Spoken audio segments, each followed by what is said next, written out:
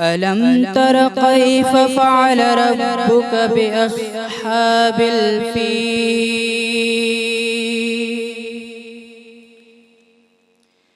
ألم يجعل كيدهم في تضليل ألم تر كيف فعل ربك بأصحاب الفيل ألم يجعل كيدهم في تضليل وأرسل عليهم طيرا أبابيل ترميهم بحجارة من سجيل فجعلهم كعصف مأكول صدق الله العظيم. سبحان اللہ سبحان اللہ. شروع اللہ جے نام سان جو نہایت مہربان ऐं रहीम आहे. नाज़रीन, उम्मीद कयां थी त ठीक हूंदा ऐं असांजी अॼु जी ख़ासि जेका हीअ नशरियात आहे इफ़्तार ट्रांसमिशन जेको सिधे रीत हलंदड़ प्रोग्राम आहे सलाम रमज़ान उहो ॾिसी रहंदा हूंदव सिंध टीवीअ पारां. हीअ बहितरीनु कोशिशि आहे, हिकिड़ी नंढड़ी कोशिशि मां चवणु चाहींदसि बसि ख़ासि तव्हांजे लाइ हिन बाबरकत महीने में, छो त हीउ जेको महीनो आहे इहो ख़ुशि नसीबनि खे नसीबु थींदो आहे ऐं असां ऐं तव्हां ख़ुशि नसीबु आहियूं जो हिन साल बि हिकु दफ़ो ॿीहर असांखे रमज़ान जो महीनो जो नसीबु थियो आहे ऐं ॿियो अशरो हले थो पियो इन जो ऐं ख़बर कोन थी पवे केॾो जल्दी असां ॾींहं गुज़रनि था, रोज़ा गुज़रंदा था वञनि ऐं जेको आहे रमज़ान जो महीनो आहे ऐं इहो जल्दी जल्दी गुज़रंदो थो वञे. पर उमेद कयां थी त इहो ठीकु गुज़रंदो हूंदो, तव्हांजो बि, तव्हांजी सिहत बि सुठी हूंदी, रोज़ा बि तव्हांजा सुठा गुज़रंदा हूंदा, छो त ज़ाहिर आहे मौसम जो असरु माण्हूअ ते पवंदो आहे. जहिड़ो बि मौसम हुजे, जॾहिं रोज़ेदार कंहिं नियत सां रोज़े जी नियत सां रोज़ो रखे थो, पंहिंजी उन नियत सां इबादत करे थो, उहे ॻाल्हियूं कनि था. रोज़ो सिर्फ़ु उन ई बुख जो रोज़ो न आहे जीअं असां पंहिंजनि प्रोग्रामनि में अॻु में बि हिन शइ जो ज़िक्र कई दफ़ा कयो आहे त इहो जेको रोज़ो आहे सिर्फ़ु उन ई बुख जो रोज़ो न आहे, सिर्फ़ु खाइण पीअण जो रोज़ो न हूंदो आहे, बल्कि उहो इन शइ जो बि रोज़ो आहे त हर उहा ग़लति ॻाल्हि, हर ख़राबु आदत सां माण्हू पासो करे ऐं उन जो बि रोज़ो रखे. का हथनि जो बि रोज़ो आहे त नज़र जो बि रोज़ो आहे, ज़ुबान जो बि रोज़ो आहे. इख़लाक़ जे हवाले सां ॾाढो एतिराम ऐं प्यार ऐं ख़ुलूस ऐं मोहबत सां तव्हां माण्हुनि सां पेश अचो. पंहिंजे खाइण पीअण सां गॾोगॾु पंहिंजे पासे ओसे वारनि पाड़े ओड़े वारनि जो बि ख़्यालु रखो. इफ़्तार कजे थी त तव्हांजी इफ़्तार सुठी थी गुज़रे ऐं अगरि तव्हांखे अलाह साईं नवाज़ियो आहे त तव्हां इहो कोशिशि कयो त जेके मुहताज आहिनि, जेके मिसकीन आहिनि, जिन जे इफ़्तारीअ में खजूर ऐं पाणीअ खां सवाइ ॿियो कुझु न आहे त उनखे तव्हां कॉन्ट्रीब्यूट ॾियो ऐं उन्हनि जो बि ख़्यालु रखो. बहितरीनु असांजो प्रोग्राम आहे, हिन में इहे ॻाल्हियूं अञा अॻिते बि थींदियूं रहंदियूं, पर हीउ प्रोग्राम जेको तावन आहे सो कर्श जामी शीरी जी तरफ़ां आहे. कर्श जामी शीरी 100% ख़ालिस अर्कनि सां, गुलाब ऐं संदल जे अर्कनि सां तयारु कयो वियो आहे ऐं बहितरीनु हिन जो अहसासु ईंदो आहे, लाइट रिफ्रेशिंग अहसासु ईंदो आहे जॾहिं असां कर्श जामी शीरीअ खे इंजॉय कंदा आहियूं पंहिंजे इफ़्तारनि ऐं सहरनि में. इन सां गॾोगॾु कर्श जामी शीरीअ जो बहितरीनु फ्लेवर, इलायची फ्लेवर जेको आहे उहो बि ॾाढो सुठो आहे. असांजूं जॾहिं रेसिपीज़ हूंदियूं आहिनि, तव्हां रेसिपीज़ में, तव्हां खाधे में तव्हां इलायचीअ जो बि घणो इस्तेमालु थींदो आहे, छो त उहा सिहत जे लाइ ॾाढो सुठो एलिमेंट आहे. इन करे ई हिननि जो इहो फ्लेवर जेको आहे इलायची फ्लेवर बि ॾाढो सुठो आहे. तव्हां इनखे बि ज़रूरु ट्राए कंदा ऐं बहितरीनु हर सीज़न में, हर मौसम में कर्श जामी शीरी हर दिलि अज़ीज़ रहंदो आहे. उन सां गॾोगॾु असांजे प्रोग्राम खे तावन आहे सुपर पीक फ्रीन्स जा सुपर बिस्किट्स.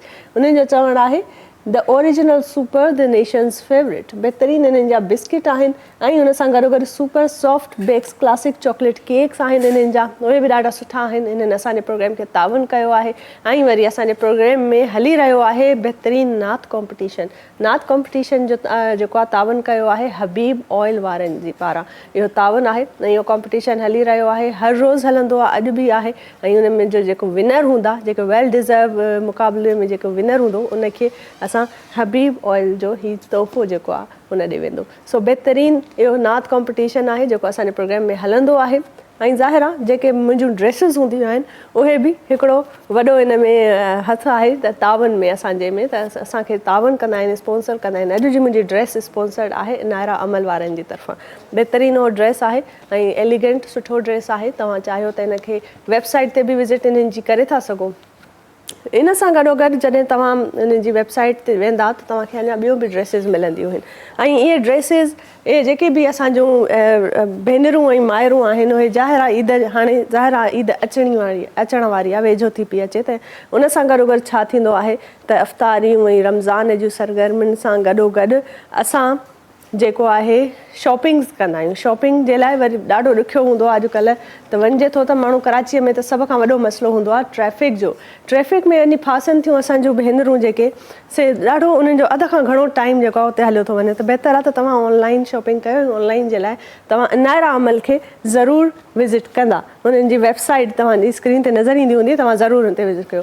उन सां गॾोगॾु असांजे प्रोग्राम में थींदो आहे अफ़्तार ट्रांसमिशन। त अफ़्तार ट्रांसमिशन खाधे पीते खां सवाइ त थी नथी सघे। सो किचन में वेंदा आहियूं, किचन जो सेगमेंट हूंदो आहे। भेनरूं मुंहिंजो इंतज़ारु कंदियूं आहिनि त अॼु वाक कॾहिं थी वञे असांजे शेफ वटि ऐं ॾिसूं त असांजो शेफ छा थो अॼु पचाए। असांखे कहिड़ी अहिड़ी सुठी ख़ूबसूरत जेका आहे रेसिपी मिलंदी। सो शेफ खां पुछूं था। अस्सलाम वालेकुम शेफ, हाउ आर यू? कहिड़ा हाल आहिनि तव्हांजा? रोज़ा कीअं था वञनि पिया? अल्हम्दुलिल्लाह ॾाढा सुठा। कहिड़ी आहे अॼु ख़ासि रेसिपी असांजे नाज़रीन जे लाइ तव्हां छा अॼु ॿुधाईंदा? जी, अॼु मलाई कुल्फ़ी ठाहियूं पिया इलायची फ्लेवर में करशी जामे शीरी जी मलाई कुल्फ़ी। ऐं हिन जा सांचा मिली वेंदा आहिनि हे मार्केट में कुल्फ़ियुनि जा। इहे तव्हां वठी सघो था, डिफरेंट क़िस्म जा मिलंदा आहिनि जेको तव्हांखे ईज़ी लॻे तव्हां वठंदो। त कुल्फ़ी ठाहिण लाइ हिते फुल क्रीम मिल्क खणणो आहे असांखे। तक़रीबन हे हुजणु खपे 2 कप 500 ml जेतिरो न। ओके, हिकिड़े बॉल में विझी था छॾूं ऐं हिन जे बाद असां हिन में विझंदासीं ज़ाफ़रानी केवड़ो हुजे या ज़ाफ़रान जी ऐं करशी जामे शीरी में इलायची फ्लेवर में कुल्फ़ी ठहंदी। कुल्फ़ी थी ठहे ज़बरदस्त, असांजी बहितरीन कुल्फ़ी ठहंदी। हिन में असां विझंदासीं केवड़ा वाटर हुजे ज़ाफ़रानी या ज़ाफ़रान हुजे त हुनखे खीर में पिसाए छॾिजो। त इहो असां थोरो सो हिन में विझंदासीं 1/4 टीस्पून। उन जे बाद असां में विझंदासीं खंडु। खंडु तव्हां विझंदो तक़रीबन 2 खां 3 टेबल स्पून, छाकाणि त जामी शीरी बि हिन में वेंदो इलायची फ्लेवर में। मिल्क पाउडर विझंदासीं 3 खाइण जा चमचा। पाउडर खीर जेको हूंदो आहे उहो 3 खाइण जा चमचा। कंडेंस मिल्क असां हिन में विझंदासीं 1/2 कप। ठीकु आहे, 1/2 कप कंडेंस मिल्क वेंदो। हिन खां क्रीमी टेक्सचर ईंदो आहे। हिन जी रेसिपी अगरि खपे त मुंहिंजे पेज तां तव्हांखे मिली वेंदी कुकिंग विद फैसल तां। ज़बरदस्त। इहो विझी छॾंदासीं। कंडेंस मिल्क जो वरी अलॻि फ्लेवर ईंदो आहे खाधनि में जॾहिं असां इस्तेमालु कंदा आहियूं त ॾाढो सुठो क्रीमी टेक्सचर, बिल्कुलु क्रीमी टेक्सचर ईंदो आहे। ऐं बादाम हिन जे अंदरि वेंदा 1/2 कप जेतिरा, तक़रीबन 4 खाइण जा चमचा। मज़ेदार बादामनि वारी इलायची फ्लेवर जी कुल्फ़ी आहे जेका मौसम में अहिड़ी आहे। मौसम जे हिसाब सां तव्हां डिश इहा ॿुधाई आहे त जेको आहे जॾहिं इफ़्तारी खां पोइ या ॿार असांजा नंढा जेके आहिनि रोज़ा नथा अञा रखनि, उन्हनि ते अञा फ़र्ज़ु न आहे, नंढी उमिरि जा ॿार आहिनि, स्कूल था वञनि, त एॾियुनि गर्मियुनि में ॿाहिरि जूं शयूं कोल्ड ड्रिंक्स ऐं बर्फ़ वारियूं शयूं खाईंदा आहिनि त उन्हनि सां उन्हनि जो गलो ख़राबु थी वेंदो आहे। त बहितर आहे त तव्हां हुनखे हेल्दी शयूं खारायो। पंहिंजी कुल्फ़ियूं तव्हां ठाहींदा त उहे ॿारनि खे ॾींदा त हेल्दी बि रहंदी ऐं गर्मीअ में उन्हनि जो जेको आहे हिकिड़ो बहितरीनु सहारो बि थी वेंदो। जी बिल्कुलु, चङी तरह हिनखे मिक्स कबो ताकी खंडु ऐं कंडेंस मिल्क पाउडर जेको आहे खीर ऐं हीअ लिक्विड हीअ सभु मिक्स थी वञे। हाणे हिन में विझंदासीं करशी जामे शीरी जा 4 खां 5 खाइण जा चमचा या 6 खाइण जा चमचा बि तव्हां विझी सघो था अगरि तव्हांखे कुल्फ़ी जेॾी मिठी हूंदी ओॾी सुठी लॻंदी, हुनजो त को मसलो ई न आहे। 2 4 5 6 टेबल स्पून मां हिन में करशी जामे शीरी विझी छॾियो आहे। ऐं हिनखे चङी तरह मिक्स कंदासीं। लाइट सो पिस्तई कलर अची वेंदो कुल्फ़ी जो। ऐं हीअ जेके सांचा मिलंदा आहिनि पॉप्सिकल्स टाइप जा हिन अहिड़ा, हिन में तव्हां हिनखे फिल कंदो। ठीकु आहे, मां हिन जे जग में विझी कयां पियो ताकी ईज़ीली असां फिल करे सघूं। ठीकु। ऐं हे जेके सांचा मिलनि था कैप वारा इन तरीक़े जा इहे मिली वेंदा आहिनि मार्केट में, इहो वठिजो। अगरि इहे न आहिनि त भली तव्हां हो वठी वठो, सिल्वर जा मिलंदा आहिनि, स्टील जा मिलंदा आहिनि। हा, ये मुंहिंजे ख़्याल में हर घर में हूंदा आहिनि। हर कोई हाणे ज़ाहिर जेको सीज़न आहे असांजो उन सीज़न में हर कोई इन शइ खे इस्तेमालु करे थो। कुल्फ़ियूं ठाहींदियूं आहिनि, ॿार खे ज़ाहिर मज़ो ईंदो आहे, इंजॉय कंदा आहिनि। त इहो ऐं इहो ईज़ीली मार्केट में अवेलेबल बि आहे, ईअं बि न आहे त तव्हांखे को ॾुखियो मिले थो, ईज़ीली तव्हांखे मिली वेंदो मार्केट मां। हिनखे आराम सां में मिक्स कंदा वेंदो विझंदा वेंदो बादाम बि अचे पई हिन में ऐं हिनखे 12 कलाक तव्हांखे ॼमाइणो आहे फ्रीज़र में ठीकु 12 कलाकनि खां पोइ तव्हां हिनखे कढंदो त ॾाढी ज़बरदस्त क्रीमी असांजी कुल्फ़ी तयारु थी वेंदी कड़शी जामे शीरी जी ज़बरदस्त 12 कलाकनि खां पोइ बहितरीनु तव्हांजी कुल्फ़ी तयारु आहे तव्हां राति जो बि ठाहे रखी छॾियो त सुबुह ताईं तयारु सुबुह ताईं थी वेंदी जी बिल्कुलु अगरि रोज़ में तव्हां ठाहिणु चाहियो पिया रेड कलर में त पोइ तव्हां ॻाढ़ो वारो कड़शी जामे शीरी जी ॿई कलर मां इलायची में ठाहियां पियो तव्हां ॿिन्हिनि कलर में कोई बि जेको तव्हांखे पसंदि आहे तव्हां विझंदो सुबुह 7 गिलास सॉरी हिन जा ही पॉप्सिकल्स ठहंदा ठीकु आहे हिनखे चङी तरह टाइट कंदो ऐं हिनखे ईअं ई सिधो रखिणो आहे फ्रीज़र में इहो तमामु ज़रूरी आहे जी कलरफुल बि आहे ॾाढा ख़ूबसूरत ॿार ॾाढे शौक़ सां खाईंदा आहिनि कुल्फ़ियूं हे असांजी कड़शी जामे शीरी जी कुल्फ़ी तयारु थी वई हिन जे बाद असां सेकेंड रेसिपी ठाहियूं पिया सेकेंड रेसिपी छा आहे मां हिते ऑयल गरम कयां पियो तलो ऑयल में तलो कुकिंग ऑयल में सेकेंड रेसिपी असांजी बहितरीनु हाणे तयारु थींदी ऐं तव्हां ज़रूरु इन्हनि रेसिपीज़ खे ट्राई कयो ऐं हिनजो फीडबैक ॾियो छो त तव्हांजो फीडबैक माना रखे थो ऐं ही सभु काविशूं सभु कोशिशूं सिर्फ़ु तव्हांजे लाइ आहिनि बिल्कुलु हिते असां खणंदासीं मुङनि जी दाल जो अटो मिलंदो आहे ठीकु आहे मुङनि जी दाल जो अटो आहे ही तकरीबन 2 कप खणंदो ऐं हिनखे पाणी सां चङी तरह फेटे वठिजो मिठी सोडा चौथों चांहि जो चमिचो या बेकिंग पाउडर आहे त हाफ टी स्पून विझंदो अगरि मुङनि जो पाउडर न आहे दाल जो त दाल खे तव्हां पिसाईंदो 4-5-6 कलाक पिसाईंदो पाणी फिटो करे पोइ हुनखे उखरी मोरी में सिलबटे ते ग्राइंडर में पीसे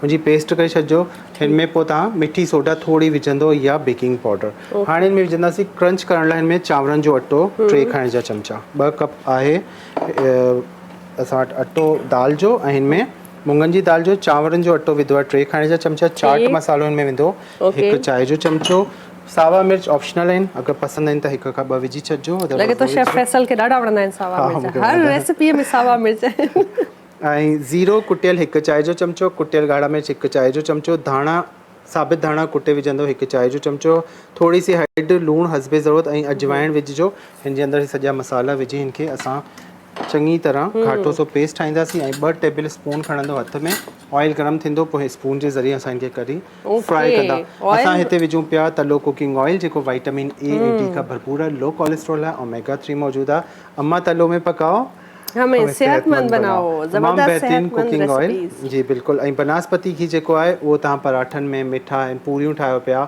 गुलाब जामुन या कोई बि अहिड़ी शइ ठाहियो पिया त उहो त हिते तलो कुकिंग ऑयल जी हा हिन में मसाला जी बिल्कुलु सभु इंग्रेडिएंट्स हिन में सुठे तरीक़े सां मिक्स थी चुका आहिनि हिकिड़ो दफ़ो ॿीहर नाज़रीन खे ॾेखारियां त तरीक़े सां सुठे तरीक़े सां मिक्स कजो त जे हर हिकु जेको आहे तव्हांजो बाइट उहो फ्लेवर्ड हुजे उन में ज़ाइको अचे जी थोरो विझी ॾिसंदासीं हिन में अगरि हा टेस्ट करे ॾिसो हुनजो ऑयल हा बसि थी वियो बसि नंढा नंढा ठाहिजो हिन में पकोड़ा हीअं चमचे सां विझंदा वेंदव त हीअ गोल बि ठहंदा ऐं हिन जो शेप बि सुठो ईंदो हीअ पाण ई सेट थींदा वेंदो ओके हिन तरीक़े सां स्पून सां विझंदा वेंदासीं ॻाढ़ी चटणी साई चटणी जेका तव्हांखे सुठी लॻे थी हुन सां गॾु तव्हां सर्व करे सघो था इहे ई ॻाल्हियूं आहिनि इन्हनि सां ई अफ़्तार जो जेको दस्तरखान आहे जॾहिं उहो सजंदो आहे त उन में पकोड़ा तरियल शयूं समोसा ऐं स्नैक्स जेके आहिनि इहे ई हूंदा आहिनि जंहिंजो इंतज़ारु हूंदो आहे सॼो साल असांजी जेके माण्हू आहिनि उहे इंतज़ारु कंदा आहिनि त रमज़ान अचे त उहा हिकिड़ी असांजी रूटीन डेवलप थी वेंदी आहे हर रोज़ु ताम सां असांजो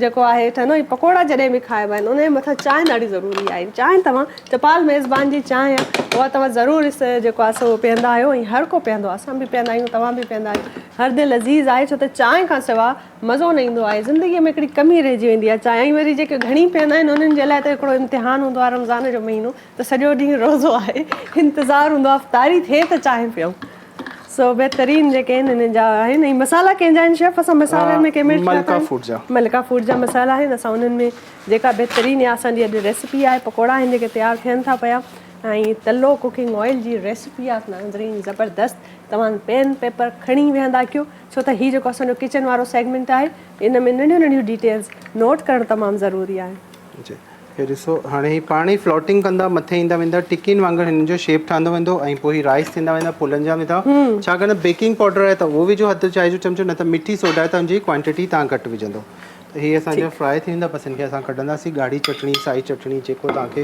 टोमेटो केचप सां गॾु जीअं तव्हांखे सुठो लॻे पोइ तव्हांखे खाईंदो. बहितरीन, ज़बरदस्त. हीअ जेसि ताईं गोल्डन ब्राउन थियनि तेसि ताईं हिननि खे फ्राई करणो आहे. ऐं मीडियम फ्लेम ते कजो, तेज़ ते न कजो, अंदरां कचो न रहिजे. बेसण त इहा आहे न जल्दी थी वेंदो आहे, हिन में दाल में जेको आहे टाइम लॻंदो आहे पचाइण में. ज़बरदस्त. ऐं जेसि ताईं इहे तरजनि था पिया, असांजा पकोड़ा तयारु था थियनि पिया, हल्का स्लाइटली गोल्डन थियनि, तेसि ताईं नाज़रीन हिकिड़ी नात ॿुधूं था. छो त महफ़िलूं आहिनि ज़िक्र जूं, ज़िक्र हूंदो हज़रत मोहम्मद मुस्तफ़ा सल्लल्लाहु अलैहि वसल्लम जो.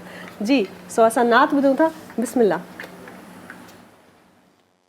जो नफ्से नबी है, जो नफ्से खुदा है, जो नफ्से नबी है, जो नफ्से खुदा है, अली शहनशाह है, मौला शहनशाह है, अली शहनशाह है, मौला शहनशाह है, जो शाह अरब है, जो शेरे खुदा है, जो शाह अरब है, जो शेरे खुदा है, अली शहनशाह है, मौला शहनशाह है, अली शहनशाह है, मौला शहनशाह है, जो नफ्से नबी है, जो नफ्से खुदा है, अली शहनशाह है, मौला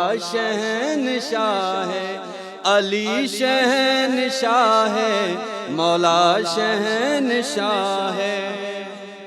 खुदा ने जो लफ्ज़ कुन कह दिया तो ये कायनात बनती ही जा रही थी. खुदा ने जो लफ्ज़ कुन कह दिया तो ये कायनात बनती ही जा रही थी. जो अल्फाज कुन में छुपा किबरिया है, जो अल्फाज कुन में छुपा किबरिया है, अली शहनशाह है, मौला शहनशाह है, अली शहनशाह है, मौला शहनशाह है.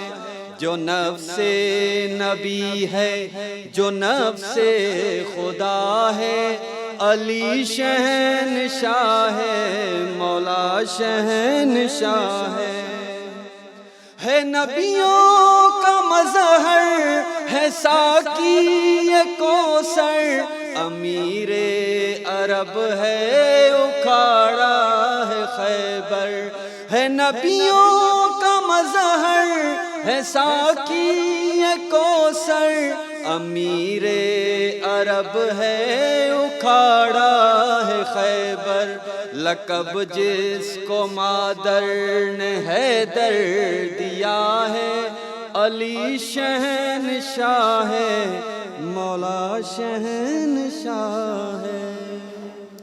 ज़बरदस्त, माशाल्लाह, सुभान अल्लाह, सुभान अल्लाह. बहितरीन असांजी नात हुई जेका असां ॿुधीसीं. ऐं असांजा पकोड़ा तयारु आहिनि, रेसिपी तयारु आहे. कड़छे जाम शीरे में बहितरीन कुल्फ़ी आहे इलायची फ्लेवर्स जी, ऐं वरी दाल जा पकोड़ा जेके मां सम्झंदी आहियां सिहत जे लाइ बि ॾाढा सुठा आहिनि. तलो कुकिंग ऑयल में असांजे शेफ़ असांखे ॿुधाया आहिनि. So thank you so much chef. बहितरीन तव्हांजूं रेसिपीज़ आहिनि ऐं झटपट तयारु थियण वारियूं आहिनि. ऐं तव्हां हिननि खे फीडबैक ज़रूरु ॾींदा, फीडबैक ॾियो ऐं हीअ रेसिपीज़ तव्हां ट्राए कयो ऐं असांखे ॿुधायो तव्हांखे कीअं लॻो. ऐं अगरि का फरमाइश आहे त तव्हां उहो बि असांखे ॿुधायो. पर नाज़रीन, हींअर वक़्तु थियो साई जो, साई वठूं था. साई खां पोइ असांजा महिमान असांखे जॉइन कंदा, उन्हनि सां ॻाल्हि ॿोल जारी रहंदी, नात कॉम्पिटिशन जारी रहंदो. ॾिसंदा रहो सलाम रमज़ान. वठूं था नंढड़ी ब्रेक.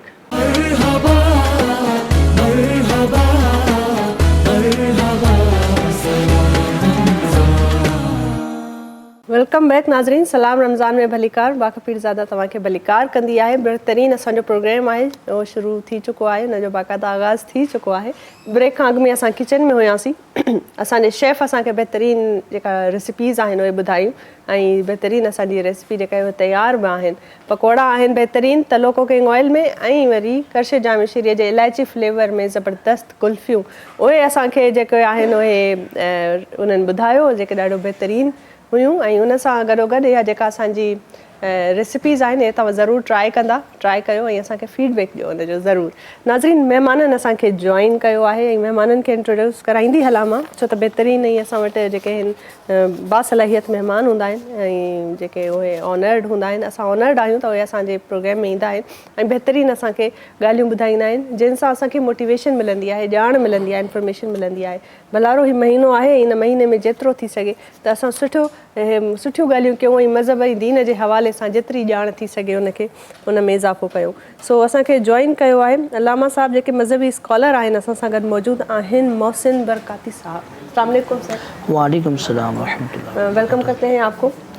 उन्हनि सां गॾु असांजो ज़ाहिर आहे नात कॉम्पिटिशन थो हले पियो, जेको हबीब कुकिंग ऑयल जे पारां ताउन आहे उन्हनि जो कॉम्पिटिशन थो हले ऐं इहो जेको हबीब कुकिंग ऑयल जे ताउन सां नात कॉम्पिटिशन थो हले, सो नात खां असां सां गॾु मौजूदु आहिनि जेके नातूं ॿुधाईंदियूं ऐं उन बेसिस ते असां उन्हनि खे जज कंदासीं। अलामा साहब मूंखे मुंहिंजी हेल्प कंदा ऐं जेको वेल डिज़र्व विनर हूंदो उनखे हबीब कुकिंग ऑयल जो ही इनाम जेको आहे तोहफ़ो ख़ासि स्पेशल गिफ्ट जेको आहे उनखे विनर खे मिलंदो।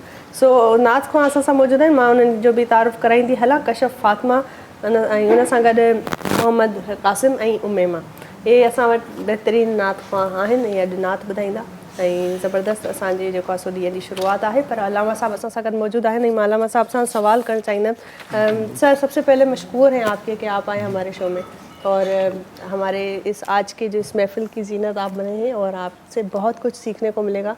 जिस तरीके से रमज़ान अल मुबारक का महीना जारी और सारी है, सबके रोज़े जा रहे हैं, हर किसी की रूटीन चेंज हो जाती है इस एक ख़ास महीने में। उसके अलावा इंसान जैसे कहते हैं कि रोज़ा सिर्फ़ खाने और पीने से परहेज़गारी का नाम नहीं है, परहेज़गारी करनी है बद अखलाक़ी से भी, कुछ गलत सुनने से, कुछ गलत देखने से, अपनी ज़बान के अपने कौल से किसी की दिल आज़ारी करने से, इन सब बातों में आ जाती है इंसान के अपने एथिक्स, मैनर्स, जो हमारा दीन, हमारा इस्लाम वो हमें सिखाते हैं और हमारे अनबिया कराम की भी जो ज़िंदगी मबनी है उससे हमें यही मैसेज मिलता है कि जितना डाउन टू अर्थ रहेंगे, जितना लोगों की कदर करेंगे और सही होना एक बहुत बड़ा, मैं समझती हूँ, एक एलिमेंट है जो एक अच्छे इंसान को अच्छा इंसान साबित करने के लिए इंसान देखता है कि कितना सही बंदा है। लेकिन सखावत क्योंकि अनबिया कराम से हमारे जो है एक बड़ा सबक है, आप प्लीज़ इसमें बताएं कि वो सबसे बड़ी सखावत में अगर हम देखें तो हज़रत अली रज़ी अल्लाह ताला अन्हो का नाम है, तो उनकी ज़िंदगी से हमें क्या कुछ सीखते हैं और उनकी सखावत के हवाले से मैं चाहती हूँ कि आप जो है सखावत के हवाले से कुछ रोशनी डालें, कुछ ऐसे हमें वाक़यात बताएं कि हमारे देखने वालों को और हमें भी थोड़ी मोटिवेशन मिले। और जो है क्योंकि ऐसे हज़रत अली रज़ी अल्लाह ताला अन्हु का जो है खुद एक बड़ी मोटिवेशन है हम सब के लिए, पूरी दुनिया के इंसानों के लिए। वालेकुम अस्सलाम व रहमतुल्लाह। मैं भी आपका और सिंध चैनल की जितनी आपकी टीम है उनका मशकूर हूँ कि आपने मौका दिया लब कुशाई करने का और आज में जो है आपने खूबसूरत महफ़िल सजाई है और इस पर भी मैं हदिया तबलीग पेश करता हूँ। और आपने जो सवाल किया है कि सखावत तो ये एक ऐसा वصف है कि किसी भी शख्स में हो तो ये उम्दा और जो है नज़र आता है। और ये सखावत जो है और बिलखुसूस हम देखते हैं अपने असलाफ़ में, अकाबिरीन में, तो उनमें सखावत में जो है बिलखुसूस जो है मौलाए कायनात अलीजुल मुर्तज़ा करमल्लाहु ताला वजहुल करीम की ज़ात गिरामी है कि इनके मुतालिक तो अल्लाह ताला ने कुरान की आयत भी नाजिल फरमाई। आपके पास एक मरतबा 4 दिरहम मौजूद थे, तो आपने 1 दिरहम सदका और खैरात किया दिन के वक्त, फिर उसमें से 1 दिरहम आपने जो है सदका खैरात किया रात की तारीकी में, फिर एक तीसरा दिरहम आपने जो है बिल्कुल जो है ना पोशीदा होकर सदका और खैरात किया, चौथा दिरहम आपने जो है फिर उसको जो है ऐलानिया किया। इसको अल्लाह रब्बुल आलमीन ने कुरान मजीद में इरशाद फरमाया कि अल्लज़ीना, पारा नंबर 3 है, सूरह आल इमरान की आयत है, अल्लज़ीना युनफ़िक़ूना अम्वालहुम बिल्लैलि वन्नहारि सिर्रन व अलानिया, वो लोग कि जो अपना माल खर्च करते हैं दिन में, रात में और पोशीदा होकर और ज़ाहिर होकर। फरमाया कि फ़लहुम अजरुहुम इंदा रब्बिहिम, उनका अजर उनके रब के पास है, वला खौफुन अलैहिम वला हुम यहज़नून, और ना उन्हें कोई खौफ है और ना ही वो गमगीन होंगे। अब इसी तरह की इसी उन्वान से मुतालिक हमें एक ये हदीस भी मिलती है कि एक मरतबा मौलाए कायनात अलीजुल मुर्तज़ा करमल्लाहु ताला वजहुल करीम आप नमाज अदा फरमा रहे थे, एक साइल आ गया सवाल करने, अपनी जो है ज़रूरत पेश करने के लिए, तो आपके हाथों में अंगूठी आपने पहनी हुई थी और नमाज की हालत में आपने जो है उस साइल की तरफ हाथ इशारा किया कि ये तुम मेरी अंगूठी ले लो बतौर सदक़े के मैं देता हूँ, और इस अंगूठी को तुम बेच कर अपनी ज़रूरत पूरी कर लो। और आपने एक आला मिसाल कायम कर दी हमारे असलाफ में, साहबा में, कि देखें सदका व खैरात किसी भी हालत में इंसान करता है तो ये बहुत अच्छी चीज़ है कि, और आपने जो है फिर इसी हालत में सदका व खैरात फरमाया। बहुत शुक्रिया। और बहुत ये मैं समझती हूँ बड़ी बात है कि इंसान जो है इस कदर कर सके। और नाज़रीन हाणे छो त नात कॉम्पिटिशन हले पियो, ऐं मां जेको आहे गुज़ारिश कंदसि उमैमा खे त नात ॿुधाए हिन कॉम्पिटिशन जो शुरूआत, बाक़ाइदा शुरूआत थी चुकी आहे। प्रोग्राम जे स्टार्ट में भी असां हिकिड़ी नात ॿुधीसीं ऐं हाणे उमैमा ॿुधाईंदी। जी बेटा। मुझ खता कार सा इंसान मदीने में रहे,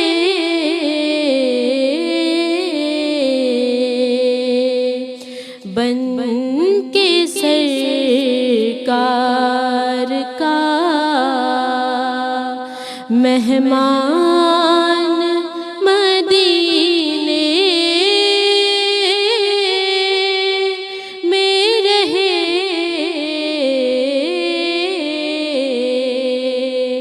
मुझ खता कार सा याद आती है मुझे मदीना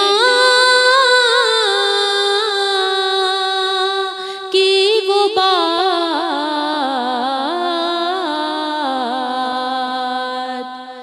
याद आती है मुझे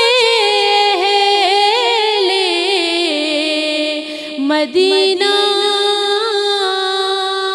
की वो बात,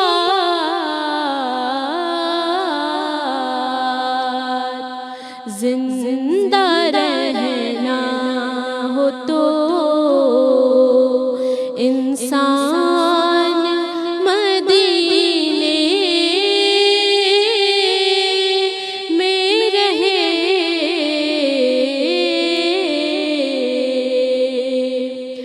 दूर रह कर भी उठाता हूँ हुजूरी के मज़े,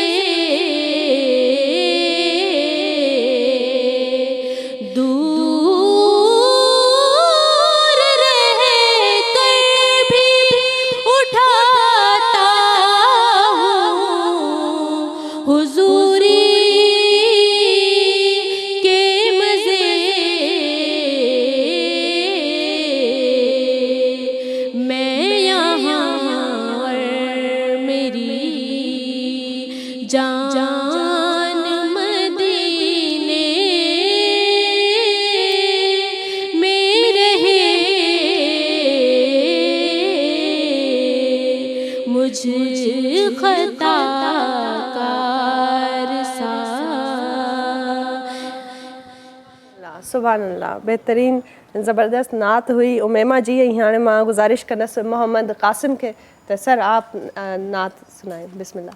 मोहम्मद मुस्तफ़ा जग के, मोहम्मद मुस्तफ़ा जग के हलाई दड़ अव्हां आयो, गुनहगारन जे सिर तां पार असां पारन जे सिर तां पार लाही दड़ अव्हां आयो, हबीबे किबरिया जग के, हबीबे मुस्तफ़ा जग के वो हलाई दड़ अव्हां आयो, गुनहगारन जे सिर तां पार असां पारन जे सिर तां पार, ओ लाही दड़ अम्हां आयो हबीबे मुस्तफ़ा जग खे थियो मेराज जिस्मानी न अज ताईं नबी कंहिंजो थियो मेराज जिस्मानी न अज ताईं नबी कंहिंजो मथे रफ रफ ते मौला सां मथे रफ रफ ते मौला वट साईं मथे रफ रफ ते मौला वट हो सिधा वींदड़ अम्हां आयो हबीबे किबरिया जग खे हबीबे मुस्तफ़ा जग खे आयो रब पाक जा प्यारा साईं मिलल पावर अव्हां खे सब आयो रब पाक जा प्यारा मिलल पावर अव्हां खे सब असीं आहियूं तोड़े मुजरिम असीं आहियूं तोड़े मुजरिम हो छॾाईंदड़ अव्हां आयो हबीबे मुस्तफ़ा जग खे हबीबे किबरिया जग खे साईं हलाईंदड़ अव्हां आयो हबीबे मुस्तफ़ा जग खे सुभान अल्लाह बहितरीन ज़बरदस्त। नाज़रीन साही वठूं था, साही खां पोइ वरी हाज़िर थियूं था। ॾिसंदा रहो सलाम रमज़ान।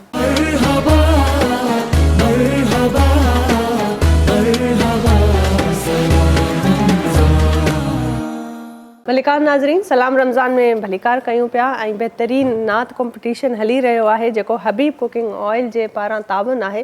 बहितरीन असां वटि जेके नात खां आहिनि ज़बरदस्त नातूं ॿुधाईंदा आहिनि ऐं मुंहिंजे ख़्याल में ॾाढो इहो मुश्किल हूंदो आहे फ़ैसिलो करणु, पर मां पोइ बि पंहिंजा जेके महिमान हूंदा आहिनि उन्हनि जी हेल्प सां को न को जेको डिज़र्विंग कैंडिडेट आहे उहो डिक्लेयर कंदा आहियूं, उनखे गिफ्ट वेंदो आहे हबीब कुकिंग ऑयल जी तरफ़ां।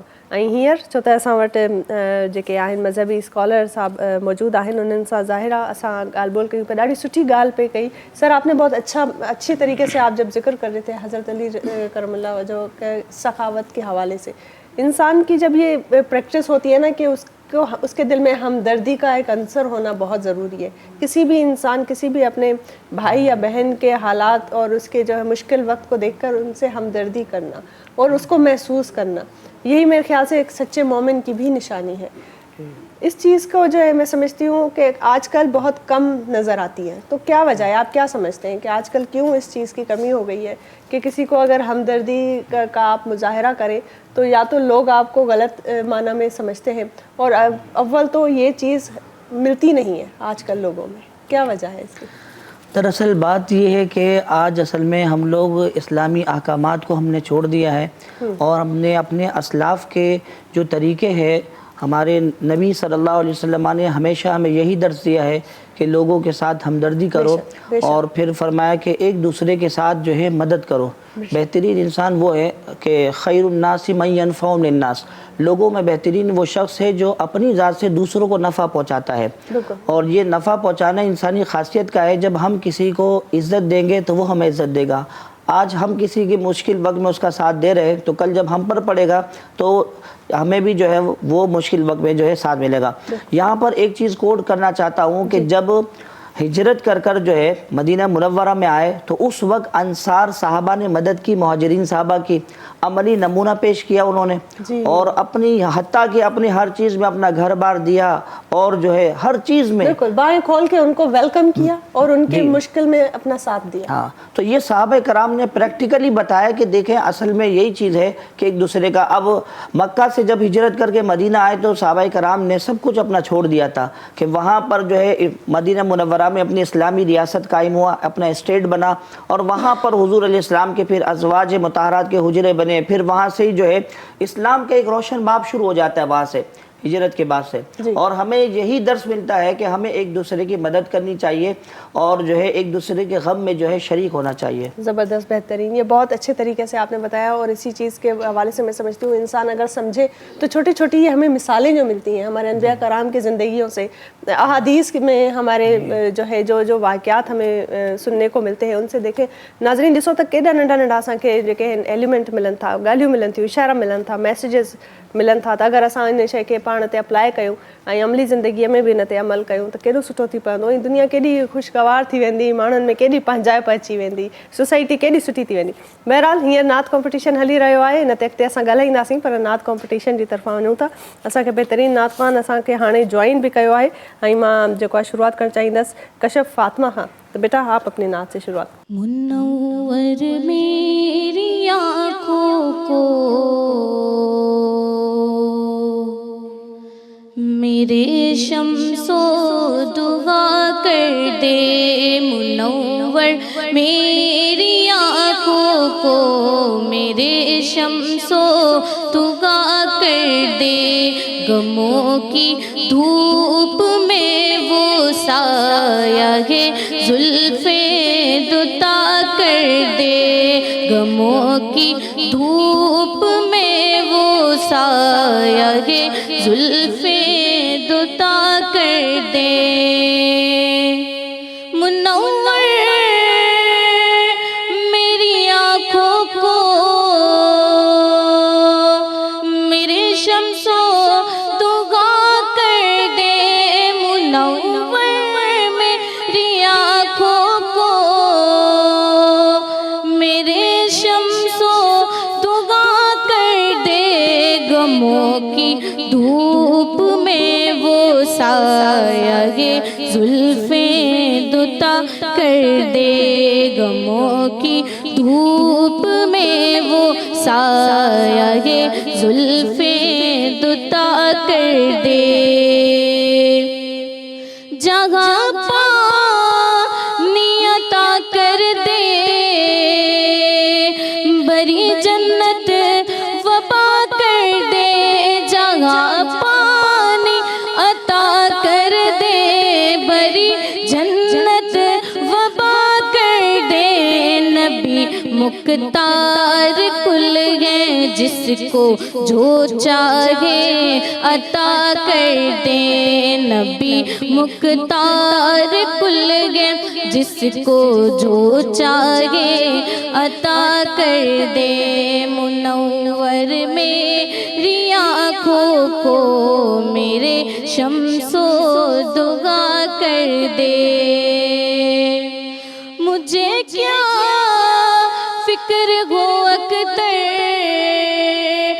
मेरे यावर है वो यावर, हमें क्या फिक्र हो अख्तर मेरे यावर है वो यावर, बलाओं को जो मेरी खुद बलाओं को जो मेरी खुद गिरफ्तारे बला कर दे, बलाओं को जो मेरी खुद गिरफ्तारे बला कर दे, मुनव्वर मेरी आँखों को मेरे शम्सो दुआ कर दे. सुभान अल्लाह, सुभान अल्लाह, बहितरीन. ऐं हाणे मां अली रज़ा साहब खे गुज़ारिश कंदसि त उहे पंहिंजी नात पढ़नि. जी बिस्मिल्लाह. हसीनन जो हुस्न कयो कुलई कठे, हसीनन जो हुस्न कयो कुलई कठे, झलक महबूब जी आहे मथे मथे, सवे चंद्र गॾु थियनि भले मैदान में अचनि, सवे चंद्र गॾु थियनि भली मैदान में अचनि, पिरीअ सां सभु उहे पुॼंदा किथे किथे, हसीनन जो हुस्न हसीनन जो हुस्न. ॾिठो जिन बि सुहिणो यूसुफ कटियों पंहिंजूं आङिरियूं विञाए अकुल सभु वेठा सटियों पंहिंजूं आङिरियूं ॾिठो जिन बि सुहिणो यूसुफ कटियों पंहिंजूं आङिरियूं विञाए अकुल सभु वेठा सटियों पंहिंजूं आङिरियूं विञाए अकुल सभु वेठा सटियों पंहिंजूं आङिरियूं पर ॾिठो जिन मुस्तफ़ा घोरिया घर ऐं बचा ॾिठो जिन मुस्तफ़ा घोरिया घर ऐं बचा रहलहन जान सां बि ॾिनो कटे कटे हसीनन जो हुस्न कयो कुलई कठे झलक महबूब जी आहे मथे मथे हसीनन जो हुस्न हसीनन जो हुस्न सुभान अल्लाह। खुदा पाक अहिड़ो सोहणो ठाहियो ई नाहे खुदा पाक अहिड़ो सोहणो ठाहियो ई नाहे दुनिया में को अहिड़ो चेहरो आयो ई नाहे खुदा पाक अहिड़ो सोहणो ठाहियो ई नाहे खुदा पाक अहिड़ो सोहणो ठाहियो ई नाहे न ठाहींदो खुदा न चाहींदो खुदा न ठाहींदो खुदा न चाहींदो खुदा पुनल आयो असां ॾेया पुखे पुखे हसीनन जो हुस्न हसीनन जो हुस्न सुभान अल्लाह सुभान अल्लाह। बहितरीन नात कॉम्पिटिशन हली रहियो आहे ऐं जेको आहे अलामा साहब असां सां गॾु मौजूदु आहिनि। अलामा साहब कीअं थो लॻे पियो तव्हांखे नात कॉम्पिटिशन सभई माशाल्लाह हिक खां हिकु था पढ़नि पिया और सबसे पहले मैं आपको ये जानना चाहूँगी कि जब कोई इंसान नात की अदायगी होती है नात पढ़ते हैं तो एक अजीब सी एक कैफियत तारी हो जाती है। तो ये हमारे दिलों में जो ये मोहब्बत का अंसर है कि हम जब अपने नबी पाक सल्लल्लाहु अलैहि वसल्लम का जिक्र करते हैं और अपने अनबिया कराम का जिक्र करते हैं तो वो जो हमारे एक वो होता है ना कि बहुत ही अपनाइयत का एहसास होता है। तो इस मोहब्बत की वजह मैं समझती हूँ कि हमारी तरबियत में भी शामिल है और उस तरबियत का सारा दारो मदार हमारे वालिदैन पर होता है कि हमारे वालिदैन हमें जो है बचपन से ही उस चीज़ की तरबियत देते हैं इल्म देते हैं। इल्म की तो कोई इंतहाई नहीं है वो एक समंदर की तरह है और उसमें हज़रत अली रज़ी अल्लाह ताला अन्हो की जो इल्मी अपना जो उनका सफ़र है मैं चाहूँगी कि आप उस पर रोशनी डालें। जी देखें एक तो ये चीज़ है कि हुजूर सल्लल्लाहु अलैहि वसल्लम से मोहब्बत ये हमारे ईमान का हिस्सा है और हर मोमिन के दिल में जो है ये नात ख़ानी के ज़रिए ये मोहब्बत परवान चढ़ती है और इस मोहब्बत के ये ज़रूरी है कि हदीस में है कि ला युमिनु अहदुकुम हत्ता अकूना मिन वालिदिही व वलदिही वन्नास अजमईन तुम में से कोई शख्स उस वक्त तक कामिल मोमिन नहीं हो सकता जब तक कि अपने वालिदैन से अपने बहन भाइयों से रिश्तेदारों से तमाम लोगों से बढ़कर रसूलुल्लाह से मोहब्बत ना करे।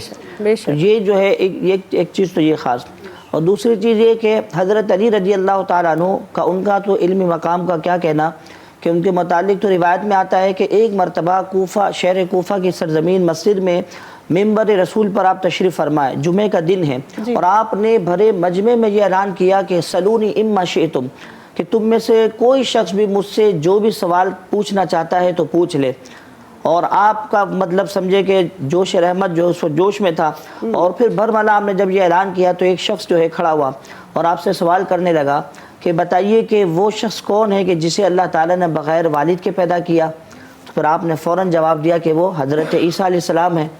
फिर सवाल किया कि अब ये बताइए कि वो शख्स कौन है कि जिसे जो है अल्लाह ताला ने बग़ैर माँ के पैदा किया। तो हज़रत अली ने और उस वक्त फिल बदी जवाब दिया आपने फरमाया कि वो हज़रत हव्वा है हमारी जो है माँ वो। फिर सवाल किया कि बताया कि वो शख्स कौन है कि जिसे अल्लाह ताला ने बग़ैर माँ बाप के पैदा किया। आपने बरमला जवाब दिया कि हज़रत आदम अलैहिस्सलाम अबुल बशर हम सब के जो है वालिद वो हैं। फिर इसके बाद एक दूसरा शख्स खड़ा हुआ उसने जो है सवाल किया کہ آپ یہ بتائیے کہ ابھی جو ہے حضرت جبرائیل علیہ السلام جو ہے وہ کہاں پر موجود ہیں؟ حضرت مولا کائنات علی مرتضیٰ کرم اللہ تعالیٰ وجہ الکریم نے اپنی نگاہ آسمانوں کی طرف اٹھائی اور جب دیکھا آسمانوں کی طرف تو وہاں پر آپ کو جو ہے حضرت جبرائیل نظر نہ آئے. پھر آپ نے مشرق اور مغرب کی جانب جو ہے اپنی نگاہیں گھمائی, وہاں بھی نظر نہ آئے. تو پھر آپ نے اس شخص سے کہا کہ میں نے مشرق اور مغرب کو بھی چھان لیا, آسمانوں میں بھی دیکھ لیا, لیکن مجھے لگتا ہے کہ جبرائیل تم ہی ہو. ارے سبحان اللہ اللہ. اکبر. اس بات پہ ابھی ہم لوگ جو ہے کنٹینیو کریں گے, اس بہت اچھا واقعہ آپ سنا رہے ہیں, لیکن ناظرین وقت جو سائی ہے جو سائی وٹھ ہوتا سائی کا پوری حاضر تھے ہوتا.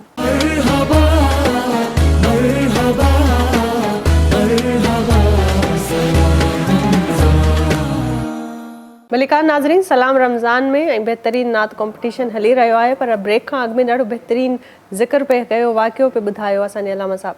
अलामा साहब मैं चाहूँगी आप कंटिन्यू करें ब्रेक से पहले जो आप बता रहे थे, बहुत खूबसूरत बात थी. میں یہ عرض کر رہا تھا کہ مولا کائنات علی المرتضیٰ کرم اللہ تعالیٰ وجہ الکریم ممبر پر تشریف فرما ہوئے اور آپ نے یہ اعلان کیا تھا کہ سلونی اما شئتم, مجھ سے سوال کرو جو کچھ پوچھنا چاہتے ہو. تو پھر جو ہے میرے مجمع میں ایک شخص جو ہے وہ کھڑا ہوا اور پھر آپ نے آپ سے سوال کیا کہ آپ بھی بتائیے کہ اس وقت حضرت جبرائیل علیہ السلام کہاں پر ہیں. کیونکہ آپ نے اس شہر میں یہ اعلان کیا کہ جو علم فن کا شہر تھا کوفہ, بڑے بڑے علم نحو اور صرف کے امام وہیں پر پائے جاتے, امام ظفر, امام کسائی, وہاں پر پھر اہل علم کے اندر یہ اعلان کرنا. تو پھر اس وقت جو ہے حضرت علی رضی اللہ تعالیٰ عنہ نے جب اپنی نگاہ آسمانوں کی طرف بلند کی اور آپ نے دیکھا اس وقت, تو وہاں پر حضرت جبرائیل علیہ السلام نظر نہ آئے. مشرق و مغرب کی جانب نگاہ جو ہے وہاں پر آپ نے اپنی دوڑائی تو وہاں بھی نظر نہ آئے. پھر حضرت علی نے ارشاد فرمایا کہ جو آپ جو ہو آپ یہ حضرت جبرائیل ہو. اللہ اکبر. آپ یہ دیکھیں کہ جب نگاہ علی کا یہ عالم ہے تو نگاہ رسول کا کیا عالم ہوگا, کہ جب حضرت علی کے جو ہے نگاہ ولایت سے آپ ملاحظہ فرما رہے ہیں تو نگاہ نبوت کے انوار و تجلیات کا عالم کیا ہوگا. یہاں پر تو آپ اندازہ لگائیے. اور پھر حضرت علی تو وہ جن کے بارے میں حضور علیہ السلام فرمایا کہ علی مجھ سے ہیں اور میں علی سے ہوں. جس نے علی سے محبت کی اس نے مجھ سے محبت کی, اور فرمایا کہ اے علی تم سے بغض وہی رکھے گا کہ جو منافق ہوگا, جو مومن ہوگا وہ تم سے جو ہے بغض نہیں رکھے گا, مومن کے دل میں ہمیشہ تمہارے لیے محبت ہی ہوگی. واہ کیا بات ہے, کیا کہنے, بہت بہترین بات آپ نے کی ہے. ऐं नाज़रीन वक़्तु थियो आहे नात जो. नात ॿुधूं था, नात जे लाइ असांखे जेको आहे जॉइन कयो आहे फरहाना तारी सां, त उन जी नात था ॿुधूं. जी फरहाना बिस्मिल्लाह करें. पहले तो सबसे पहले जी जी सबसे पहले मैं आपको अस्सलाम वालेकुम कहती हूँ. आपका बहुत बहुत शुक्रिया हमें बुलाने के लिए. अल्लाह ताला आपको ऐसी इज़्ज़त दे, आप लोग ऐसी प्रोग्राम करते रहें और हम लोग आते रहें. हम आपका प्रोग्राम सब प्रोग्राम बहुत शौक़ से देखते हैं. लजपाल नबी मेरे दर्दों दी दवा देना, लजपाल नबी मेरे दर्दों दी दवा देना, जद वक्त नज़ा आवे दामन दी हवा देना. मैं नात तेरे पढ़ते तेरा जिक्र मैं करनी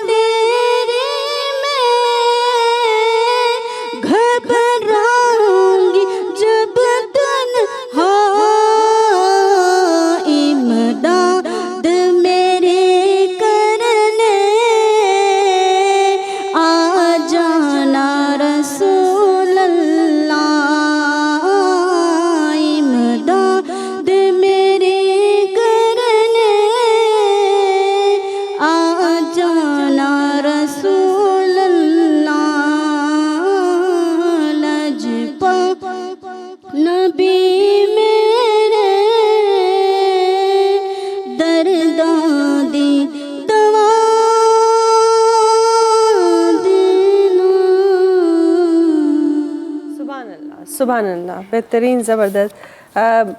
علامہ صاحب آپ سے ابھی میں ایک سوال کرنا چاہوں گی کہ فتح خیبر جو ہے، میں چاہوں گی اس پہ آپ تھوڑی سی مختصر سی روشنی ڈالیں، تھوڑا سا مختصراً آپ بیان کریں اس کے حوالے سے۔ جی بالکل، فتح خیبر تو اسلام کا وہ تاریخی باب ہے کہ جسے ہم کبھی فراموش نہیں کر سکتے، اور یہ دراصل جو ہے مدینہ منورہ میں ایک مقام تھے جہاں پہاڑ کے قلعے بنے ہوئے تھے مضبوط، اور یہودی لوگ آباد تھے۔ جی، حضور علیہ السلام نے صحابہ کرام کا ایک لشکر تیار کر اور اس کا سپہ سالار سیدنا ابوبکر صدیق رضی اللہ تعالیٰ عنہ کو بنا کر بھیجا۔ جی، تو مطلب جنگ جاری رہی، لیکن جو ہے فتح یابی نصیب نہ ہوئی۔ پھر حضور علیہ السلام نے دوبارہ لشکر تیار کر حضرت عمر فاروق اعظم رضی اللہ تعالیٰ عنہ کو اس کا امیر لشکر بنا کر جو ہے آپ نے روانہ کیا، پھر بھی کامیابی نہ ہوئی۔ پھر جب صحابہ کرام تشریف لائے تو حضور علیہ السلام نے ارشاد فرمایا کہ اب کل صبح میں اس شخص کے ہاتھ میں جھنڈا دوں گا کہ اللہ تعالیٰ اس کے ہاتھ فتح و نصرت عطا فرمائے گا۔ اب صحابہ کرام میں بڑا تجسس پیدا ہو گیا کہ وہ شخص کون ہے، ہم صحابہ کرام میں وہ شخص کون ہوگا، وہ یہ شرف کس کو ملے گا کہ حضور علیہ السلام اسے بنفس نفیس خود جھنڈا آپ عنایت فرمائیں گے، اور پھر اس کی بشارت بھی دی کہ اللہ تعالیٰ فتح و نصرت بھی عطا فرمائے گا۔ اب جیسے ہی جو ہے صبح فجر کا وقت ہوا، تمام صحابہ جو ہے مسجد میں موجود ہو گئے، تو حضور علیہ الصلوۃ والتسلیم نے جب دیکھا تمام صحابہ کرام کو تو پوچھا کہ حضرت علی کہاں ہیں؟ اس وقت مجلس میں حضرت علی موجود نہ تھے، تو صحابہ کرام نے عرض کیا یا رسول اللہ انہیں تو آشوب چشم کے مرض میں مبتلا ہے۔ حضور علیہ السلام نے ارشاد فرمایا کہ علی کو بلاؤ، اور جب حضرت علی کرم اللہ تعالیٰ وجہ الکریم کو بلایا گیا اور پھر بارگاہ مصطفیٰ میں وہ آئے تو حضور علیہ السلام نے اپنا لعاب دہن نکال کر حضرت علی کی آنکھوں پر لگایا، تو حضرت علی فرماتے ہیں کہ میرے آنکھوں کی ساری تکلیف دور ہو گئی۔ سبحان اللہ، تو سبحان اللہ، ہمارے نبی کا جو لعاب دہن ہے وہ بھی ہمارے لیے تبرک ہے، سبحان اللہ، سبحان باعث اللہ، برکت ہے، اور ہمارا یہ ایک ایمان ہے، عقیدہ ہے۔ بے شک، بے شک۔ پھر حضور علیہ السلام نے وہ جھنڈا حضرت علی کے ہاتھ میں عطا فرمایا اور لشکر کا امیر اب آپ کو بنایا، اور پھر حضور علیہ السلام نے انہیں جو ہے ان کی رہنمائی بھی فرمائی کہ کس طریقے سے کرنا ہے، اور پھر انہوں نے جو ہے اس خیبر میں جو ہے جب شامل ہوئے تو پھر جو ہے یہ بھی تفصیلی ایک واقعہ ہے، اس پہ میں تھوڑا آپ سے وقت چاہوں گی، اس کو آپ کنٹینیو کیجئے گا، جو واقعہ ابھی آپ بتانا چاہ رہے ہیں اس کو ہم ضرور بریک کے بعد کنٹینیو کریں گے۔ ہیر ماں جو گزارش کندس نات خواہ اساں گڈ موجود آہن غلام رسول صاحب، غلام سرور صاحب، انہن کے ماں گزارش کندس تو ہے ناس بدائیں۔ جی سر۔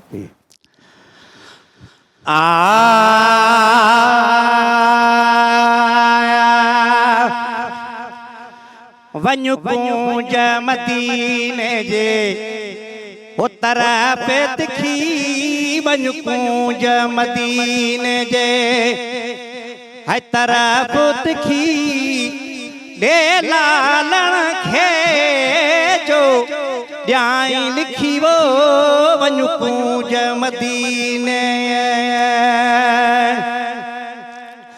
اجو عرب جے پاس اڈام سگھو کر پیش ونی پیغام سگھو، مجھے سائیں کھے دے سلام سگھولا، مجھے سجنن کھے دے سلام سگھو، مجھے سائیں کھے دے سلام سگھو، ہو کر پل کا اندر پرواز پکھی وہ ونج کونج مدینے، ہے طرف تکھی دے لالن کھے جو ڈیائیں لکھی وہ ونج کونج مدینے۔ ہر سال چوامن ہے نہ بنا پر توڑ نہ کو تقدیر اñا، ہر سال چوامن ہے نہ بنا پر توڑ نہ کو تقدیر اñا، بھلا دل جو ارادو ماں کیاں بھنجالا، بھلا دل جو ارادو ماں کیاں بھنجا، او مجھا سوال سنو سردار سکھی وہ ونج کونج مدینے، ہے طرف تکھی اے لالن کھے جو ॼाई लिखी वो वञ कूंज मदीने नथी वाई महे सर खां विसरे रुगो नाम मुहम्मद पियो निकिरे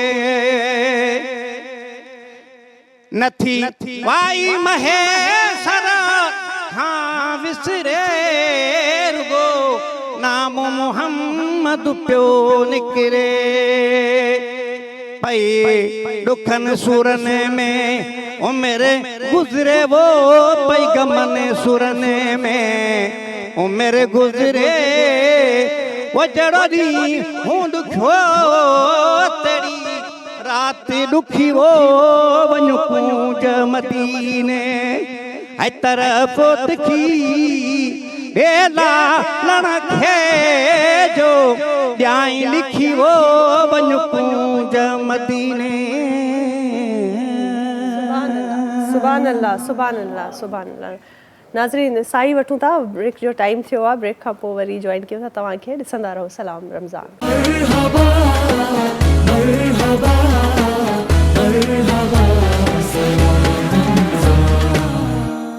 भलीकार नाज़रीन, सलाम रमज़ान में भलीकार ऐं बहितरीन नात कॉम्पिटिशन जेको आहे हबीब कुकिंग ऑयल जे तरफ़ां हली रहियो आहे। ज़बरदस्त नात खां आहिनि ऐं उन्हनि जे तरीक़े सां नातूं ॿुधायूं असांखे ॾाढियूं सुठियूं ऐं हिक खां हिकु हुयूं। अलामा साहब ॾाढो सुठे तरीक़े सां हिकिड़ो असांखे वाक़ियो पिया ॿुधाइनि पिया, मां चाहींदसि उनखे कंटिन्यू कनि। फ़तह ख़ैबर जे हवाले से आप सर जो बता रहे थे, आप प्लीज़ उसको कंटिन्यू करें। फ़तह खैबर के हवाले से मैं ये अर्ज़ कर रहा था कि जब हुजूर नबी करीम अलैहिस्सलाम ने वो झंडा हज़रत अली के सुपुर्द किया और आपने जो है बशारत भी दी थी कि अल्लाह ताला इनके हाथ फ़तह और नुसरत अता फरमाएगा, तो आपने फिर सहाबा कराम पर मुश्तमिल एक लश्कर तैयार किया और फिर आप लेकर जो है जंग के लिए गए वहाँ पर खैबर के मकाम पर। तो वहाँ पर जो है फिर सबसे पहले मरहब पहलवान जो है आपके सामने आया और ये मरहब पहलवान इतना ताकतवर था कि वहाँ मशहूर था कि ये अकेला 100 का मुकाबला कर सकता है। उसकी ताकत का आलम ये था। लेकिन फिर सामने भी जो है मौलाए कायनात शेर खुदा मौजूद थे जिनके बाजुओं में जुल्फ़िकार हैदरी की ताकत थी। और फिर जो है हुजूर अलैहिस्सलाम की जो है आप चचाजाद भाई भी लगते हैं, हज़रत अबू तालिब के आप साहबजादे हैं, एक रिश्ता, फिर दामाद रसूल ये निस्बत।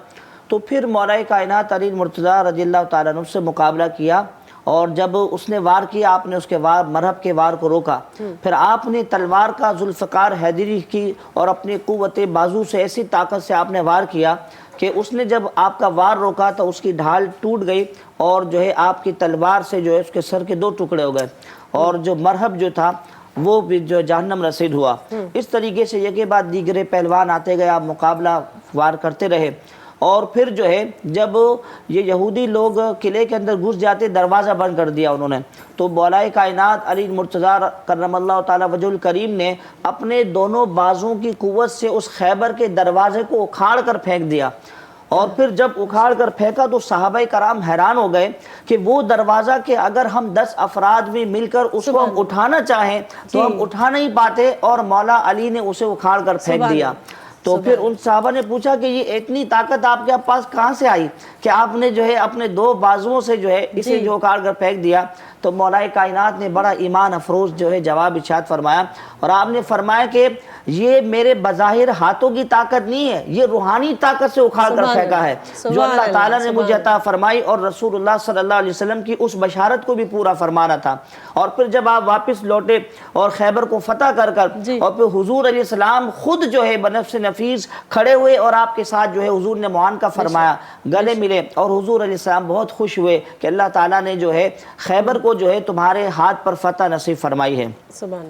और यहाँ पर एक और चीज़ जो है वो मैं कोट करना चाहूँगा कि जब हज़रत अली रज़ी अल्लाह ताला अन्हु के इतने चाहने वाले थे, मोहब्बत करने वाले थे, तो आपका एक जो है दुश्मन भी था जो जिसके दिल में आपका बुग़्ज़ था।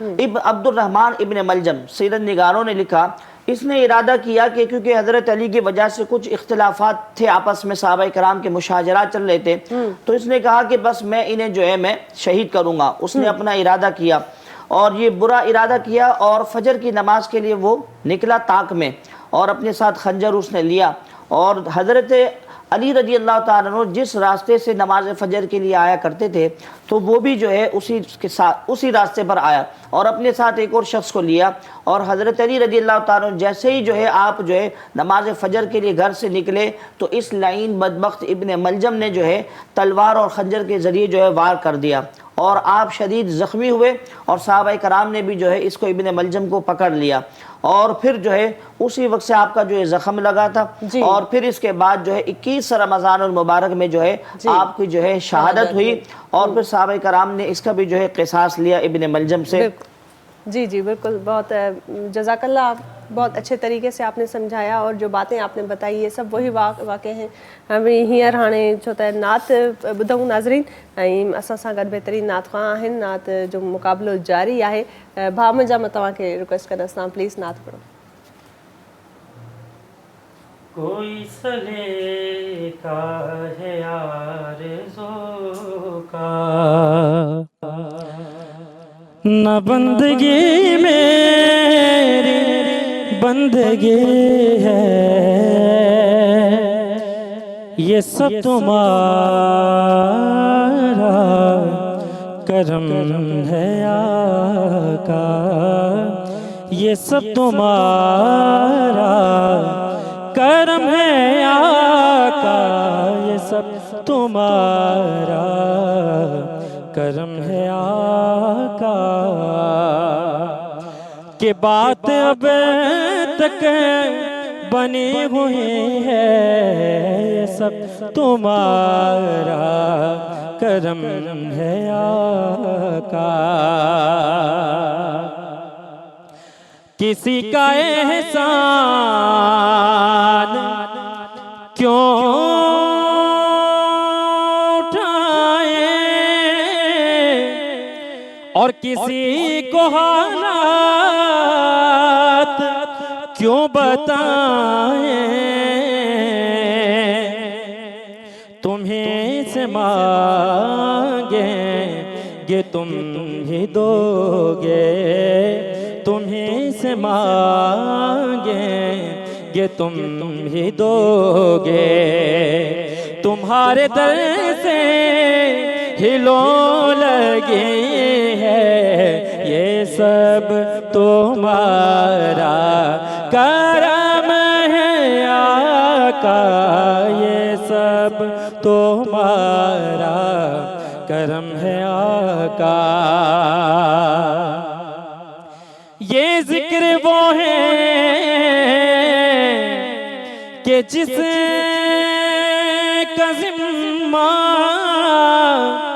लिया है खुद खालिक़े जहां ने, हम आज हैं कल यहाँ न होंगे, हम आज हैं कल यहाँ न होंगे, हम आज हैं कल यहाँ न होंगे, मगर ये महफ़िल सजी रहेगी, ये सब तुम्हारा ए हसनैन के नाना, ये सब तुम्हारा करम है आका। कि बात अब तक बने हुए हैं, सब तुम्हारा करम है आका। सुभान अल्लाह, सुभान अल्लाह, सुभान अल्लाह। नाज़रीन, बहितरीन नात कॉम्पिटिशन हलियो, ऐं हींअर नात कॉम्पिटिशन जे बि हाणे वक़्तु थी वियो आहे त को विनर असां डिक्लेयर कयूं। अलामा साहब, मुझे आपकी मदद की ज़रूरत पड़ेगी, और मैं चाहूँगी कि अभी आपने भी जो है, आपको भी मैं समझती हूँ कि एक बहुत मैं समझती हूँ समझ रखते हैं इस चीज़ के, बहुत सीनियर आप नात ख़्वां हैं, और आप बताएं कि जो भी कंपटीशन हमारे जिन लोगों ने इसमें पार्टिसिपेट किया बहुत अच्छे तरीके से किया, लेकिन फिर भी मेरे हिसाब से उम्मेमा ने जो नात सुनाई, जो पढ़ी है, वो ज़्यादा बेहतर है। आप बताएं, आपका क्या कहना है सर? नहीं, हर एक ने माशाल्लाह अपने अंदाज़ में जो है नात ख़वानी की है और पेश की है, اور ظاہر سی بات ہے لیکن ونر تو ایک ہی ہوتا ہے. ونر تو ایک ہی ہے کیونکہ اور جو ہے کمپٹیشن ہے تو کسی نہ ایک نہ انعام جو ہے کسی ایک کو جاتا ہے. امیمہ نے ماشاء اللہ اچھی پڑھی ہے جی جی اور نعت سنائی ہے انہوں نے. تو میرے خیال سے امیمہ ہے जेका असांजे अॼु जे नात कॉम्पिटिशन जी विनर आहे उनखे हबीब कुकिंग ऑयल जे तरफ़ां हिकिड़ो इनाम वञे थो ख़ासि तोहफ़ो. छो त हीउ कॉम्पिटिशन जेको हबीब ऑयल जे तरफ़ां ताबन हुयो इन कॉम्पिटिशन खे बहितरीनु कॉम्पिटिशन हली रहियो. सो उमेमा तव्हांखे मां रिक्वेस्ट कंदसि कमे अचो तव्हां ऐं जेको आहे मां तव्हांखे ॾींदसि. मुंहिंजे ख्याल में हीउ तव्हांजो गिफ्ट आहे बहितरीनु. ऐं अलामा साहब आप मैं चाहूँगी कि इनको जो है जी ये माइक आप ले लें यहाँ से. जी जी जी थैंक यू. ये आप अपने हाथों से उमेमा को दें और बहुत अच्छा कंपटीशन रहा और बहुत अच्छे तरीके से उमेमा ने परफॉर्म किया. बेटा thank you so much. Congratulations. Have a seat. बैठे आप. हे आहिनि साईं रहमतुनि जी जेको महीनो आहे बरकतुनि जो महीनो आहे उन में जेके असां जूं सरगर्मियूं आहिनि या हिकिड़ी नंढड़ी कोशिशि आहे. कोशिशि इन जी आहे त इन में जेके असां ज़िक्र कंदा आहियूं ऐं जेके ॻाल्हियूं थींदियूं आहिनि उलमा कराम असांजे एज़ अ गेस्ट ईंदा आहिनि असांजनि प्रोग्रामनि में त हे जेके ॻाल्हियूं कंदा आहिनि इन्हनि मां असांखे मोटिवेशन मिलंदी आहे हिकिड़ी इस्लाह मिलंदी आहे. किथे न किथे असां सभिनी जो ईमान अक़ीदो त हिकिड़ो ई आहे पर पोइ बि असांजी डेली रूटीन में डेली लाइफ में जेके इन ॻाल्हियूं असां विसारे वेहंदा आहियूं असांजी प्रैक्टिस मां इहे शयूं निकिरी वेंदियूं आहिनि त नमाज़ पढ़णी आहे ऐं छा जेका सिधी हिदायत वारो कहिड़ो रस्तो आहे कंहिंजी दिलि आज़ारी नाहे करणी ऐं मिसकीननि सां हमदर्दी रखणी आहे. इन्हनि ॻाल्हियुनि जी ख़बर सभिनी खे आहे पर अमल हर को नाहे करे सघंदो. अमल करणु तमामु ज़रूरी आहे. ॻाल्हियूं त हर को कंदो आहे. असल ॻाल्हि इहा ई आहे तव्हांजो टेस्ट इहो ई हूंदो आहे त तव्हांजे अमलनि मां उहे ॻाल्हियूं उहे शयूं ज़ाहिर थियनि. बहितरीनु प्रोग्राम हुयो अॼो कोई प्रोग्राम ऐं प्रोग्राम जेको हुयो तावन हुयो करशे जामी शीरी जो. करशे जामी शीरी जे लाइ चवंदा आहिनि त 100% ख़ालिस अर्कनि सां गुलाब ऐं संदल जे अर्कनि सां तयारु कयल इहो बहितरीनु शरबत आहे जेको हर अफ़्तारी ऐं सहरीअ जी ज़ीनत बणिजंदो आहे. हर कंहिंजो फेवरेट हर उमिरि जे तबिके लाइ मां सम्झंदी आहियां करशे जामी शीरी जो शरबत जेको आहे हर कंहिंखे पसंदि हूंदो आहे. हर को माण्हू इंजॉय कंदो आहे हिनखे. ऐं अॼुकल्ह त जेको मौसमु आहे उन में करशे जामी शीरीअ जो शमूलियत तमामु ज़रूरी थी वई आहे असांजे अफ़्तारनि में. ऐं इन्हनि जो जेको इलायची फ्लेवर आहे उहो ॾाढो बहितरीनु आहे. अॼु असां बहितरीनु डिश जेका असांजे शेफ बि ॿुधाई साहब इलायची फ्लेवर में हुई. इलायची फ्लेवर इलायची जेको पाण जेका आहे उहा बि हेल्दी आहे. असां खाधनि में उनखे इस्तेमालु कंदा आहियूं. सो करशे जामी शीरीअ जो हिन जो इलायची फ्लेवर बि तमामु बहितरीनु आहे. हुन सां गॾोगॾु असांजे प्रोग्राम खे तावन हुयो पीक फ्रीज़ जे सुपर बिस्किट्स. सुपर बिस्किट चवणु आहे इन्हनि जो त the original super the nation's favourite बहितरीनु इन्हनि जा बिस्किट आहिनि ऐं इन्हनि जा जेके सॉफ्ट बेक्स चॉकलेट केक आहिनि उहे बि ॾाढा सुठा आहिनि. सो इन्हनि जो बि तावन हुयो असांजे प्रोग्राम खे. ॿियो असांजे प्रोग्राम में तावन हुयो जेके ख़ूबसूरत ड्रेसिस मां पाईंदी आहियां. अॼु जी ड्रेस जेका आहे नायरा अमल जे पारां हुई. इन्हनि स्पॉन्सर कई मूंखे इहा ड्रेस ऐं इन्हनि जी डिटेल्स जेके आहिनि वेबसाइट्स ऐं इन्हनि जा कॉन्टेक्ट डिटेल्स तव्हांखे स्क्रीन ते नज़र ईंदा हूंदा. तव्हां उन्हनि खे कॉन्टेक्ट करे सघो था. ईद अचण वारी आहे. मुंहिंजूं भेनरूं जेके आहिनि हाणे रोज़नि ऐं अफ़्तारनि खां अलावा हिकिड़ी ॿी एक्टिविटीअ में लॻी वेंदियूं जेका हूंदी आहे शॉपिंग जी एक्टिविटी. ॿारनि जी शॉपिंग थींदी आहे ऐं पाण जी शॉपिंग कबी आहे. सो इहे जेके ॿाहिरि वेंदियूं आहे ट्रैफिक में फासिबो आहे उनखां जान तव्हांजी छुटी वेंदी अगरि तव्हां ऑनलाइन विज़िट कंदा नायरा अमल जी वेबसाइट ऐं तव्हां विज़िट कयो ऐं तव्हांखे जेके सूट ऐं जेके ड्रेसिस सुठियूं लॻनि तव्हां उन्हनि खे ऑडर करे सघो था. ईद जे लाइ बहितरीनु ऐं एलिगेंट ड्रेसिस आहिनि इन्हनि जा. उन सां अलावा जेके हीअ सभु असांजूं ॻाल्हियूं ऐं जेके मां सम्झंदी आहियां त कॉम्पिटिशन्स आहिनि इहे सिर्फ़ु हिकिड़ो नंढड़ी कोशिशि आहे. इन्हनि कोशिशि सां मां सम्झंदी आहियां त असांजो जेको रिश्तो आहे असांजे ॾिसंदड़नि सां उहो मज़बूत थिए थो. असां जॾहिं बि तव्हांजो फीडबैक्स असांखे मिलंदियूं आहिनि त उहो ॾाढो असांजे लाइ कारआमद हूंदियूं आहिनि अहम हूंदियूं आहिनि ज़रूरी हूंदियूं आहिनि. इन करे मां हमेशह चवंदी आहियां त तव्हां ज़रूरु असांखे फीडबैक ॾियो. असांजो जेको हीउ प्रोग्राम आहे हे जेको सिंध टीवीअ पारां हलंदड़ सिधी रीत प्रोग्राम सलाम रमज़ान आहे सो तव्हांजे अॻियां पेश कयो वेंदो आहे ऐं इन में जेके तव्हांजूं फीडबैक्स हूंदियूं आहिनि सजेशन्स हूंदियूं आहिनि उहे बि अखियुनि ते हूंदियूं आहिनि. तव्हां असांखे ज़रूरु सजेशन ॾींदा कयो ऐं प्रोग्राम जे बारे में फीडबैक ॾींदा कयो. हाणे ज़ाहिर आहे इन इफ़्तार जो टाइम आहे. इफ़्तार ट्रांसमिशन हाणे वक़्तु जेको प्रोग्राम पुॼाणी ते पुॻो आहे. असांजो दस्तरख़ान लॻंदो ऐं तव्हां सां गॾोगॾु असां बि इफ़्तारी कंदासीं. असां कंदासीं पंहिंजनि महिमाननि सां. ऐं इहो जेको दस्तरख़ान आहे उहो करशी जामी शीरीअ जो हूंदो. उन में पीक फ्रीज़ सुपर बिस्किट जी शमूलियत बि हूंदी. नाज़रीन दुआऊं कयो छो त हिन भलारे महीने में थी थो सघे त का अहिड़ी दुआ हुजे अहिड़ी महल हुजे जेके क़बूलियत जूं महलूं त घणियूं ई आहिनि पर तव्हांजी दुआ क़बूल थी पवे. सो मूंखे बि दुआनि में यादि रखिजो ऐं पंहिंजो बि खोड़ सारो ख़्यालु रखिजो. उमेदु आहे त तव्हां ठीकु हूंदा ऐं सुभाणे वरी इंशा अल्लाह ताला असांजी मुलाक़ात थींदी इफ़्तार ट्रांसमिशन में. वेंदे वेंदे नात ॿुधूं था उमेमा जी, छो त उमेमा अॼु जो कॉन्टेस्ट जेको आहे कॉन्टेस्ट इहो बि विन कयो आहे, बहितरीन इन जी अदायगी आहे, नात ॿुधाइण जो हिकिड़ो पंहिंजो अंदाज़ अथनि। उमेमा खे मां गुज़ारिश कंदसि त नात ॿुधूं उमेमा जी, ऐं तव्हां खां इजाज़त चाहींदसि। अल्लाह वई। ऐसे होते हैं लेके नौकर, ऐसे होते हैं लेके नौकर, ऐसे होते हैं लेके नौकर, ऐसे होते हैं लेके नौकर। देख कर मीसा मुसलमान को कहती है नजर, ऐसे होते हैं अली के नौकर, ऐसे होते हैं अली के नौकर, ऐसे होते हैं अली के नौकर। वक्त पर वक्त की रफ्तार बदल देते हैं, फितरते खंजर व तलवार बदल देते हैं, दर पर लहजाए गुफ्तार बदल देते हैं, ज़ेरे खंजर भी सदा देते हैं हैदर हैदर।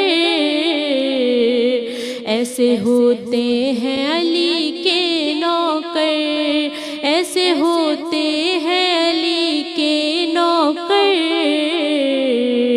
ऐसे होते हैं अली के नौकर। तुमने मौला की मोहब्बत का नज़ारा देखा, लश्करे कुफ्र ज़ियादा था मगर हार गया, चंद अफराद ने लबनान का नक्शा बदला, भागने वाले ज़रा देख तो पीछे मुड़ कर। ऐसे होते हैं अली के नौकर, ऐसे होते हैं अली के नौकर, ऐसे होते हैं अली के नौकर। अली अली अली अली अली अली अली अली। सब्सक्राइब कयो असांजो official YouTube channel Sindh TV HD Islamic, ऐं वधीक अपडेट लाइ बेल आइकन खे क्लिक करियो।